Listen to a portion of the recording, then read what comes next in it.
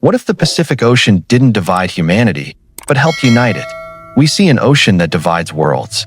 But thousands of years ago, it may have connected them. Long before borders, before nations, before history was written, people began journeys whose traces still survive in stone, DNA, and ancient traditions. So why are scientists still debating what those clues really reveal? Thousands of years before nations claimed land and borders divided continents, small groups of people followed the edge of the Pacific with one goal: survival. Some crossed frozen landscapes into the Americas. Others remained along the coasts of Northeast Asia and the Japanese archipelago. Over time, distance, changing climates, and generations of migration sent their histories in different directions. Their paths separated. Yet archaeology, genetics, and ancient traditions suggest those paths may have begun much closer together than most people realize. Each new discovery reveals another fragment of a story that has remained buried for thousands of years. This story isn't about proving that one people became another. It's about uncovering the forgotten world that existed before borders and the remarkable clues it left behind. Chapter 1. Before the borders existed. Long before cities rose or civilizations built monuments, survival depended on movement. Around 15,000 to 20,000 years ago, Ice Age hunters lived across the northern edge of Asia, where changing climates constantly reshaped the land. Massive ice sheets stretched across the horizon, and relentless winds swept over frozen tundra. Food was uncertain. Herds of mammoths, bison, and other large animals migrated with the seasons, forcing people to move or face starvation. Every successful hunt meant another chance to survive. Every journey carried the risk of never returning. Sea levels were lower. A vast landmass known today as Beringia connected Asia and North America. It was far more than a narrow strip of land. Beringia was an immense landscape of grasslands, rivers, and wetlands that supported thriving ecosystems. For generations, families hunted, gathered, and adapted to one of the harshest environments on Earth. To them, it was not a bridge between continents. It was simply home. For generations, people moved through these unforgiving landscapes, following animals, rivers, and coastlines rather than political boundaries. There were no nations to defend, no borders to cross, and no maps to guide the way. Survival dictated every decision. The land itself became their compass, and experience was their only guide. Many researchers also believe coastal travel played an important role. Along the Pacific Rim, the shoreline offered opportunities the frozen interior could not. Fish, shellfish, seabirds, and marine mammals provided dependable sources of food, allowing small groups to travel while remaining close to familiar resources. Much of that ancient coastline now lies beneath the ocean, hidden by rising seas that followed the Ice Age. Even so, archaeologists continue searching for evidence beneath modern shorelines, hoping to uncover another chapter of this remarkable journey. Instead of crossing only on foot, some groups likely traveled along the Pacific coastline using simple watercraft while taking advantage of abundant marine resources. Moving from one sheltered bay to the next, they could gradually expand into unfamiliar territory without losing access to food. It was not an expedition driven by discovery. It was a slow, patient journey shaped by necessity, unfolding across countless generations. This wasn't a single migration. It unfolded over thousands of years. Different groups likely traveled at different times, responding to changing climates, shifting coastlines, and new opportunities. Human migration was not one dramatic crossing frozen in time. It was a continuous story of movement, adaptation, and survival that gradually reshaped the ancient world. As populations spread, their descendants took different paths. Distance, changing environments, and thousands of years slowly transformed communities that had once shared common ancestors. Languages evolved. Traditions changed. New cultures emerged, each shaped by the landscapes their people came to call home. Some eventually became the ancestors of indigenous peoples across the Americas. Others remained in Northeast Asia, including populations that would later contribute to the ancestry of Japan's indigenous Ainu. Though eventually separated by thousands of miles, both preserve traces of a far older human story, one that began before written history, before civilizations, and before anyone imagined the borders that would one day divide the world. They were no longer one community. But had they left behind more than shared ancestry? Chapter 2. Clues hidden in stone and DNA. Time erased footprints. Stone did not. Across ancient Japan, archaeologists uncovered finely crafted stem spear points created by the Jaman people.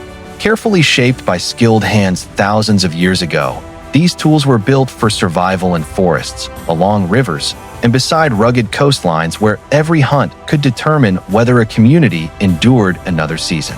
Every carefully chipped edge reflects knowledge refined over generations, preserving skills long after the people themselves disappeared. In the absence of written records, the stone still speaks. Thousands of miles away, North America revealed another remarkable discovery. The Clovis culture produced sophisticated stone spear points unlike anything previously identified on the continent. Instantly recognizable by their distinctive fluted design, these points reveal extraordinary craftsmanship and were likely mounted on hunting spears used against large Ice Age animals. Their precision reflects remarkable technical skill, developed under relentless pressure to survive in unfamiliar and often unforgiving environments. Even today, they remain among the most studied artifacts in North American archaeology. For years, some researchers proposed that similarities between these tools hinted at ancient technological connections across the Pacific. The resemblance sparked decades of debate, raising the possibility that ideas, or perhaps the people who carried them, might share deeper roots than previously imagined. It was a compelling hypothesis because it suggested that two distant worlds might preserve echoes of the same ancient story. Others strongly disagree. Most archaeologists today believe these tools likely developed independently because different societies faced similar survival challenges. When people hunt similar animals, work with comparable stone, and adapt to related environmental pressures, they can arrive at remarkably similar solutions without ever coming into contact. This phenomenon, known as independent innovation, appears repeatedly throughout human history and remains the explanation favored by most researchers today. The debate remains open. Then came another clue. Modern genetic research shows that Native Americans and the Ainu preserve traces of deep ancestral populations that once lived in Northeast Asia.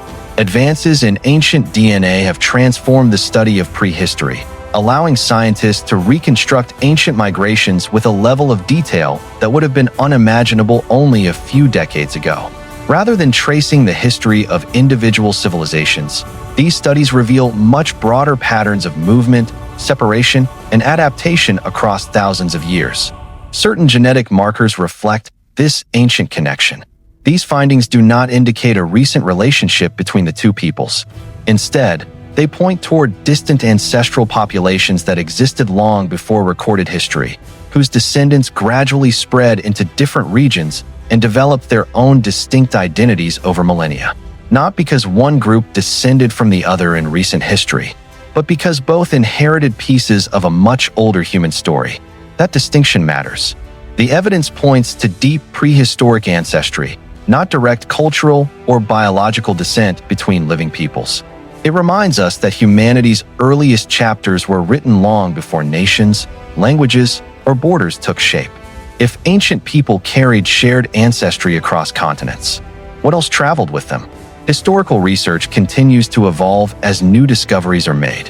While the ancient migrations discussed here are widely supported, some proposed connections between archaeological evidence and cultural similarities remain the subject of ongoing scholarly debate. Chapter 3. The stories written without words. Not every clue is carved into stone. Some are pressed into clay. The Jaman people produced some of the world's oldest pottery, often decorated with distinctive cord-mark patterns. Long before metal tools transformed daily life, these vessels were shaped by hand and hardened over open fires. They stored food, carried water, and made cooking more efficient, supporting communities that thrived in forests, along rivers, and beside the sea. The twisted cords pressed into the soft clay left patterns that have survived for thousands of years. Today, those marks remain more than decoration. They are silent fingerprints of a people whose voices have long faded from history. Thousands of years later, early pottery traditions in parts of North America also featured cord-marked designs. Among some communities in the eastern woodlands, potters pressed woven cords or textured materials into wet clay before firing it, creating strikingly familiar patterns. Although these traditions developed in different places and during different periods, the visual similarities continue to draw the attention of archaeologists searching for clues about humanity's distant past. The resemblance has fascinated archaeologists for decades. At first glance, the designs seem unexpectedly familiar despite the vast ocean separating Japan and North America. Were these simply practical solutions reached by different societies? Or do they preserve echoes of much older traditions that disappeared long before written history? It is a question that continues to inspire careful investigation rather than easy conclusions. Yet similarity alone does not prove contact. Communities living oceans apart can discover comparable solutions to everyday problems. Throughout history, people facing similar environments have repeatedly developed similar technologies, artistic styles, and methods of craftsmanship without ever meeting one another.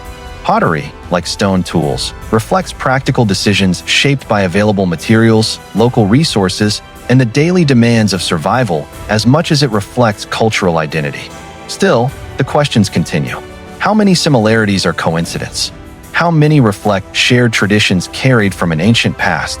With every new excavation, archaeologists compare artifacts, refine dating techniques, and reassess earlier discoveries in search of clearer answers. Each finding adds another piece to the puzzle, yet the complete picture remains just beyond reach. The mystery has not disappeared. It has simply become more complex. The answers remain incomplete, but another connection appears where no artifact can fully explain it, in the way people understood the living world itself. Chapter 4. A shared way of seeing the world. For many Native American nations, the natural world was never simply a resource. Animals, rivers, mountains, and forests carried spiritual meaning. While beliefs varied greatly among the hundreds of indigenous nations across North America, many traditions taught that humanity was part of the natural world, not separate from it. Ceremonies marked the changing seasons. Oral traditions preserved generations of wisdom. Respect for the land was not only a spiritual principle, it was essential for survival itself. To harm nature was often understood as disrupting the balance that sustained life. The Ainu held remarkably similar beliefs. Their spiritual tradition, often described as animistic, recognized the presence of spiritual beings known as Kamui throughout the natural world. Mountains, rivers, forests, and animals were more than parts of the landscape. They were living expressions of a sacred world that deserved gratitude and respect. These beliefs shaped daily life, influencing hunting practices, ceremonies, and the relationship between people and their environment. They viewed bears, birds, fish, and other animals as spiritual beings deserving respect and ceremony. The bear, in particular, held profound significance within Ainu culture, representing a powerful connection between the human and spiritual worlds. Across many Native American traditions, animals also appeared as teachers, guardians, messengers, or sacred beings, though every nation understood these relationships through its own unique customs, stories, and ceremonies. Different cultures arrived at different traditions, yet both saw nature as something to live with, not simply live from. These traditions emerged in different places, yet both cultures understood survival as a relationship with nature, not domination over it. Forests, rivers, mountains, and seas were never viewed merely as resources waiting to be exploited. They demanded humility, reciprocity, and responsibility. That shared outlook developed independently over countless generations, shaped by lives lived in close relationship with the natural world rather than control over it. Centuries later, both peoples faced a different struggle: colonization. Governments imposed new laws. As expanding states extended their authority over indigenous lands, traditional ways of life came under increasing pressure. Policies intended to assimilate indigenous communities often replaced long-established systems of governance, education, and cultural practice. The consequences reached far beyond politics, transforming everyday life and challenging identities that had endured for centuries. Languages were suppressed. Traditional customs were discouraged or banned. ceremonies, clothing, spiritual practices, and cultural expressions faced restrictions that varied across regions and time periods but shared a common goal: replacing indigenous traditions with dominant national cultures. For many families, preserving ancestral knowledge became an act of quiet resilience rather than public celebration. Generations grew up separated from parts of their own heritage, but neither culture disappeared. Elders, families, artists, and community leaders continued passing down stories, ceremonies, songs, and traditional knowledge, even when doing so became increasingly difficult. What survived was more than memory. It was the determination to ensure that future generations would still know who they were.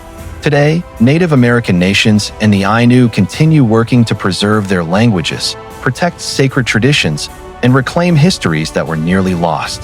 Across North America and Japan, language revitalization programs, cultural education, traditional ceremonies, museums, and indigenous-led initiatives are helping younger generations reconnect with ancestral knowledge. Although many challenges remain, these communities continue strengthening their cultures on their own terms, ensuring that traditions once threatened with disappearance continue to endure. Their greatest connection may not be ancient DNA. It may be resilience. And that story is still unfolding. Closing reflection. History often teaches us to see oceans as barriers and borders as permanent. But the earliest chapters of humanity tell a very different story. Long before maps divided the world, people followed opportunity, adapted to changing landscapes, and found ways to survive against extraordinary odds. The lines we recognize today did not shape their lives. Nature did. People moved, adapted, and survived long before nations claimed the land beneath their feet. Whether every connection between the Ainu and Native Americans is eventually proven or not, one truth remains. The deeper we explore humanity's past, the more we discover that our histories are rarely as isolated as they first appear. Ancient migrations, shared challenges, and parallel traditions remind us that human history is often a story of connection as much as separation. Human history is far more connected than the lines on a modern map suggest. Sometimes the greatest discoveries are not about where people ended up, but about the journeys that shaped them long before borders existed. Thanks for watching. ModeHub Tales brings untold history to life. Stories history rarely tells the right way. Subscribe now to uncover more. Because history doesn't disappear, it waits to be remembered.